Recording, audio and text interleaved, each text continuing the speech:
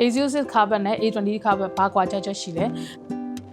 နှစ်ခုလုံးကတော့ UTEC carpet ဖြစ်ပြီး design ကတော့ပုံစံတူတူပါပဲဒါပေမဲ့သူ့ကိုထုတ်လုပ်ထားတဲ့ပုံစံကမတူညီတဲ့အခါမှာ patient အနေနဲ့လည်းဘယ်လိုပုံစံကြောင့်ခါနာလဲဘာကြောင့်ခါနေတဲ့ပုံမှာမူတည်ပြီးတော့ carpet ကိုရွေးချယ်ရမှာဖြစ်တဲ့အတွက်ဒီဗီဒီယိုလေးကိုအစဆုံးကြည့်ရှုပါပေးပါအရင်ဦးဆုံးအနေနဲ့ A06 carpet အကြောင်းကိုရှင်းပြပေးပါမယ် A06 ကဒီလိုမျိုးတောက်တိုင်ပြပါတယ်เนาะတောက်တိုင်ပြပါတဲ့အခါမှာ L1 to L5 ကိုအပြည့်အဝ support ပေးတယ်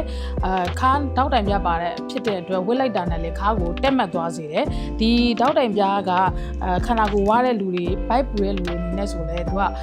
ခါကဘိုက်ဒီဘိုက်တဲ့ weight ကိုပါထမ်းထားပေးရတာဖြစ်တဲ့အတွက်ဒီတောက်တိုင်ပြပါတဲ့အခါမှာခါမဆယ်တွေအတွက်လည်းပို့ပြီးတော့အထောက်အကူဖြစ်ပါတယ်ဒီ generative disc ဖြစ်တာ herniated disc ဖြစ်တာခါရိုးကြီးပေါင်းဖြစ်တာခါရိုးစစ်ကြုံသွားတာ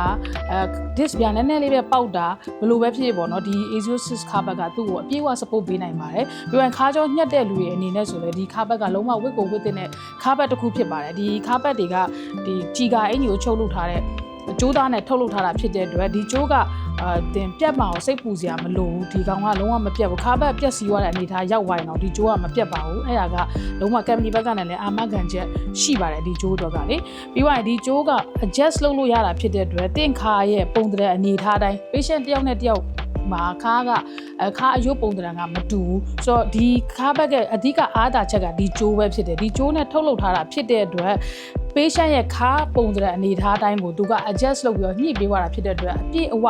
patient ကိုထိထိမိမိနဲ့အပြည့်အဝထောက်ပံ့ပေးနိုင်တဲ့ခါဘက်ဖြစ်ပါတယ်ဒါကြောင့် A06 ခါဘက်ကဆိုရင်ခုနပြောရတဲ့ယောဂလက္ခဏာတွေရှိတဲ့လူတွေအနေနဲ့ဆိုရင်ဒီခါဘက်ကိုဝစ်တင်ပါတယ်ဒီခါဘက်ကိုဝစ်လိုက်တာနဲ့လည်းတခြားခါဘက်တွေနဲ့မတူညီတဲ့အပြည့်အဝထောက်ပံ့မှုကိုသင်တို့ခံစားရမှာဖြစ်ပါတယ်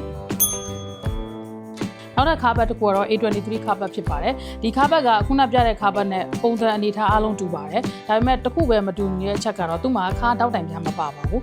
ပေါ့ပါဝစ်ချင်တဲ့လူတွေခါရိုးတူလဲခါရိုးကြီးပေါင်းရှိတဲ့လူတွေဝစ်လို့ရပါတယ်ဒါပေမဲ့ကြီးပေါင်းပြင်းထန်တဲ့လူကြတော့ A06 ကိုဝစ်တင်တယ် A23 ကကြတော့ရိုးပုံမှန်ခါနာတဲ့လူတွေဘာကြောင့်ပဲခါနာဥပမာခုနပြောရတဲ့ herniated disc ဖြစ်တာ degenerative ဖြစ်တာအခုမှစဖြစ်တဲ့လူတွေအနေနဲ့ကြတော့ဒီ A23 ခါဘက်ကိုအသုံးပြုလို့ရပါတယ်ပေါ့ပါဝစ်ချင်တယ်ဆိုရင်တော့အခုမှလည်းခါနာတယ်အခုမှလည်းဆောက်ဝက်မဲ့ patient တွေအတွက်ကြတော့ဒီခါဘက်ကပို့ပြီးတော့မှကောင်းပါတယ်ဒီခါဘက်နှစ်ခုလုံးရဲ့ထောက်ပံ့မှုကတော့တူတူပါပဲဒါပေမဲ့ခုနပြောသွားသလိုပဲ A06 ကတောက်တိုင်ပြပါတဲ့အခါမှာဝိတ်များတဲ့လူတွေနဲ့ကျန်တဲ့ဒီအရန်ပိတဲ့လူတွေပေါ့နော်တချို့ကြတော့အရန် disc ကြုံသွားတဲ့အခါမှာသူ့ရဲ့ muscle ကတော်တော်လေး support လိုအပ်ပါတယ်အဲ့လိုမျိုးလူတွေကပဲ A06 ခါဘက်ကိုဝစ်တင်တယ်ပုံမှန်အနေနဲ့ဆိုရင်တော့ဒီခါဘက်ဝစ်ုံနဲ့သင်တို့ခါနာခြင်းမှုကိုတော်တော်လေးကိုတက်ဖြစ်နိုင်တယ်ဒီခါအယိုးတစ်ခုခုဖြစ်တာမဟုတ်ဘဲနဲ့ခါညောင်းပြီးတော့မှတနေ့ကုန်အလုပ်လုပ်ရတဲ့အခါမှာဝင်ပြီးသွားတယ်အလုပ်လုပ်တာများတယ်မတည့်ရက်တာကြာတာများသွားတဲ့အခါမှာခါနာသွားတယ်ဆိုရင်ဒီ A23 ခါဘက်ကသင်တို့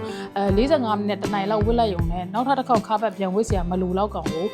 တက်တာဖြစ်စေတယ်ခါနာကိုပျောက်ကင်းစေပါတယ်ဒါပေမဲ့ခါနာတဲ့ယောဂတခြားမရှိဘူးဆိုမှတခြားခါနာတဲ့ယောဂရှိရဲဆိုရင်တော့ဆရာဝန်ဝစ်ခိုင်းတဲ့အတိုင်းဒီလိုအဲ့အချိန်ကာလတစ်ခုစီခါဘက်ကိုဝစ်ရမှာဖြစ်ပါတယ်အခုဆိုရင်တော့ patient များအားလုံးအနေနဲ့ UTEC လက်မှာ course နှစ်ခုရဲ့ကွာချက်ကိုကောင်းကောင်းလေးသိလောက်ပြီးလို့ယုံကြည်ပါတယ်ခါဘက်ဝယ်ယူတဲ့အခါမှာဈေးတင်တဲ့ခါဘက်ထက်ကိုယ့်ခါရဲ့အခြေအနေနဲ့တင်းတော်တုံးဖြစ်တဲ့ခါဘက်ကိုဝယ်ယူဖို့ကအရေးကြီးဆုံးဖြစ်ပါတယ်ဗီဒီယိုလေးကိုအဆုံးထိကြည့်ရှုပြီးသွားတဲ့အတွက်အထူးပဲကျေးဇူးတင်ရှိပါတယ်နောက်ထပ်လည်းအယိုးကြောယောဂဝေဒနာများနဲ့ပတ်သက်တဲ့ဗီဒီယိုများကို share ပေးသွားမှာဖြစ်တဲ့အတွက် Medina Academy ရဲ့ Facebook page နဲ့ YouTube channel ကို like and follow လုပ်ဖို့မမေ့ပါနဲ့သင်ကိုယ်တိုင်ကအသင်အတွက်ဆရာဝန်ဖြစ်ပါတယ်